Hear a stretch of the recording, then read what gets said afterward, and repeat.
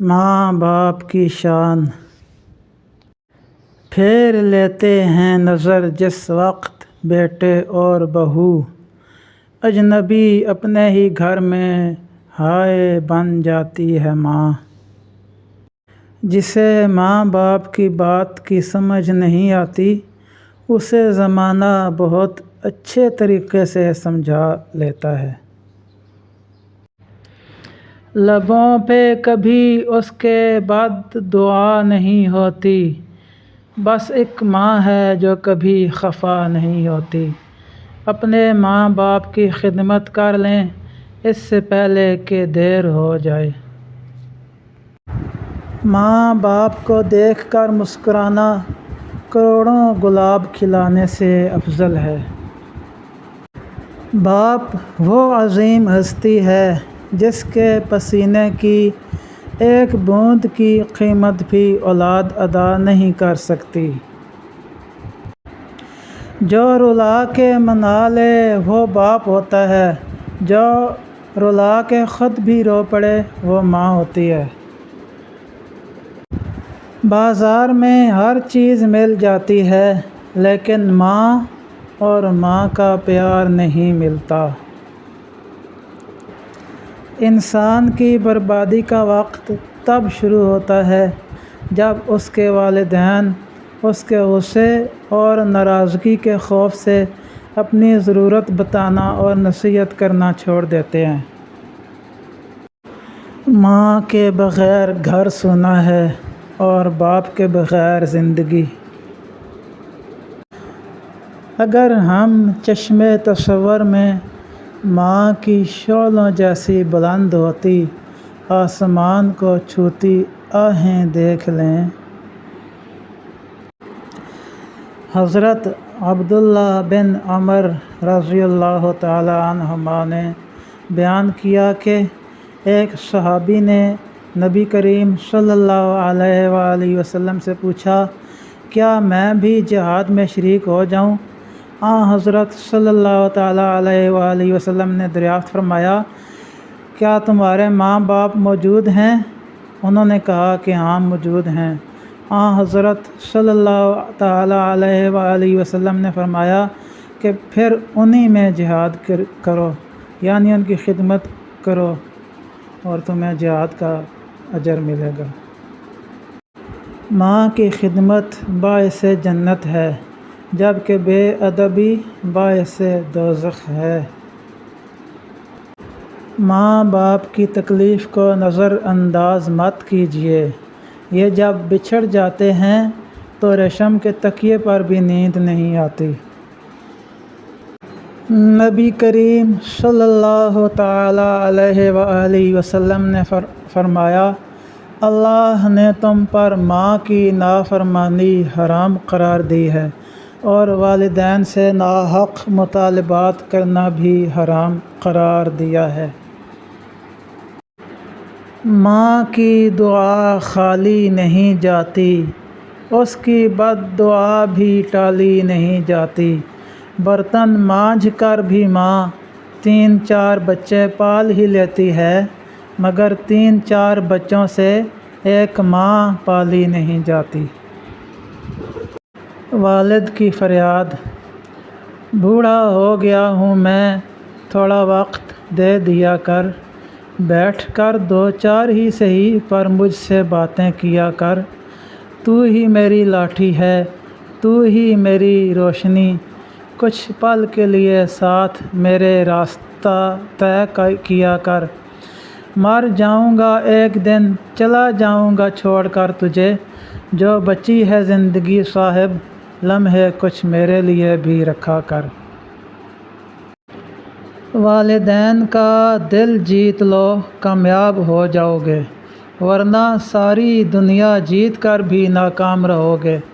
یا اللہ مجھے اور میرے ماں باپ کو اور تمام ایمان لانے والے مردوں اور عورتوں کو معاف فرما دے، آمین ثم آمین یا رب العالمین۔ اپنی ماں کے ہاتھ سے بنے کھانے میں نقص نہ نکالا کرو۔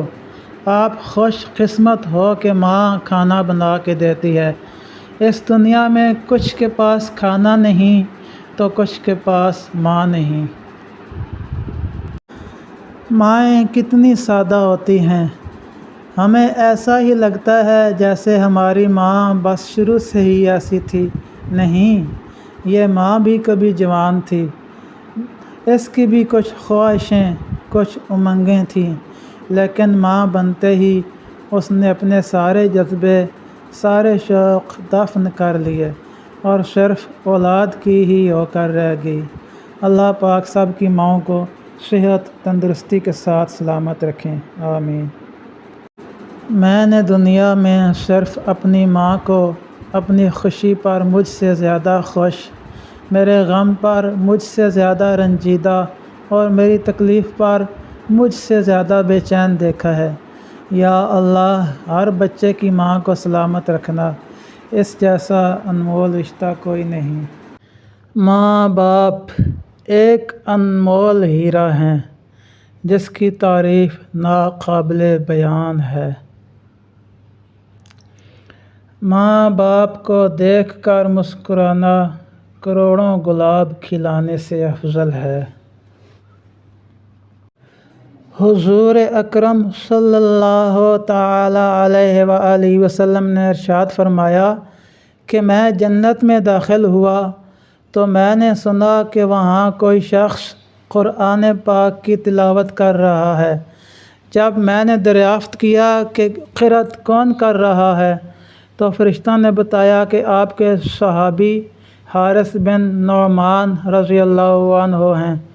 حضور صلی اللہ تعالی علیہ وآلہ وسلم نے فرمایا، اے میرے صحابیوں، ایسا ہوتا ہے اچھے سلوک کا بدلہ۔ حارث بن نعمان سب لوگوں سے زیادہ بہترین سلوک اپنی ماں کے ساتھ کرتے تھے۔ دوسری حدیث میں ہے کہ خدا کی خوشی باپ کی خوشی اور خدا کی ناراضگی باپ کی ناراضگی میں ہے۔ رات کے 2 بجے کا ٹائم تھا، میں ڈیوٹی سے واپس آیا، خیال آیا کہ کافی ٹائم ہو گیا ہے، کسی کی نیند خراب نہ ہو، بغیر کسی آواز کے دروازہ کھولا اور چپ چاپ اپنے روم میں داخل ہو گیا۔ اب بھوک بھی بہت زور کی لگی ہوئی تھی لیکن سو گیا۔ ابھی آنکھیں بند ہی کی تھیں کہ آواز آئی، بیٹا کھانا کھا لو۔ میں نے کہا، ماں مجھے بھوک نہیں ہے۔ ماں نے میرے ماتھے پہ بوسہ دیا اور کہا کہ بیٹا اگر تجھے بھوک نہ ہوتی تو مجھے نیند نہ آ جاتی۔ ماں تیری عظمت کو سلام۔ کچھ باتیں تو بس مار ہی ڈالتی ہیں۔ بچے نے قبرستان میں جا کر اپنا بستہ ماں کی قبر پر پٹکتے ہوئے کہا، چل اٹھ میرے ساتھ اور جا کر جواب دے میری ٹیچر کو، جو روزانہ کبھی مجھے مار کر کبھی ڈانٹ کر کہتی ہے کہ تیری ماں انتہائی لاپرواہ ہے، جو نہ تجھے اچھی طرح تیار کر کے بھیجتی ہے اور نہ ہی اچھی طرح سبق یاد کروا کر۔ مجھے ماں اور پھول میں کوئی فرق نظر نہیں آتا۔ اگر دنیا آنکھ ہے تو ماں اس کی بینائی ہے، دنیا پھول ہے تو ماں اس کی خوشبو ہے۔ سخت سے سخت دل کو بھی ماں کی پرنم آنکھوں سے موم کیا جاتا ہے۔ بغیر لالچ کے اگر پیار ملتا ہے تو صرف ماں سے۔ سب سے شیریں پیار ماں کا ہے۔ ماں کے بغیر گھر قبرستان کی مانند ہے۔ دکھ دے کر ماں کو کون سکھ پا سکا ہے صاحب، یہی مرکز ہے سکون کا، یہیں سے راحت ملتی ہے۔ ماں باپ کے ساتھ سلوک، قرآن پاک کی آیات کا ترجمہ۔ اور ماں باپ کے ساتھ اچھا سلوک کرتے رہنا، اور رشتہ داروں اور یتیموں اور محتاجوں کے ساتھ بھی، اور لوگوں سے اچھی طرح نرمی سے بات کرنا، اور نماز پڑھتے رہنا اور زکوٰۃ دیتے رہنا۔ سورۃ البقرہ۔ اگر والدین میں سے ایک یا دونوں تیرے سامنے بوڑھے ہو جائیں تو ان سے ہوں بھی نہ کرنا اور نہ ان کو جھڑکنا اور ان سے ادب اور نرمی سے بات کرنا۔ سورہ بنی اسرائیل۔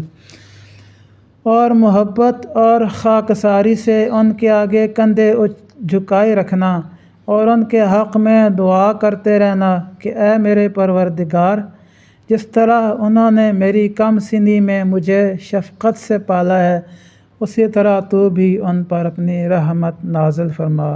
سورہ بنی اسرائیل۔ اب میں بات اس واقعہ پر ختم کرتا ہوں۔ خلیجی ملک میں ایک شادی کی تقریب بڑی دھوم دھام سے جاری تھی۔ دلہا دلہن بڑی شان و شوکت کے ساتھ سٹیج پر براجمان تھے۔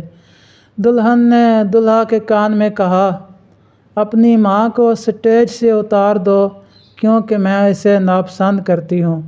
دلہا اٹھا، مائک پکڑا اور 3 دفعہ اعلان کیا، مجھ سے میری ماں کون خریدے گا؟ اعلان سن کے حاضرین پر سناٹا طاری ہو گیا۔ پھر دلہا بولا، میں اپنی ماں کو خود ہی خریدوں گا۔ اس نے شادی کی انگوٹھی اتار کر پھینک دی اور دلہن کو طلاق دے دی اور ماں کے قدموں پر بوسہ دیتے ہوئے کہا، میں نے نفع کا سودا کیا ہے۔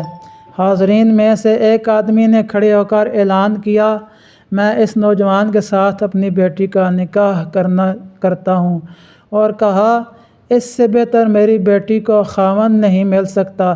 اس نوجوان نے دنیا بھی کما لی اور اپنی جنت یعنی ماں کو بھی پا لیا۔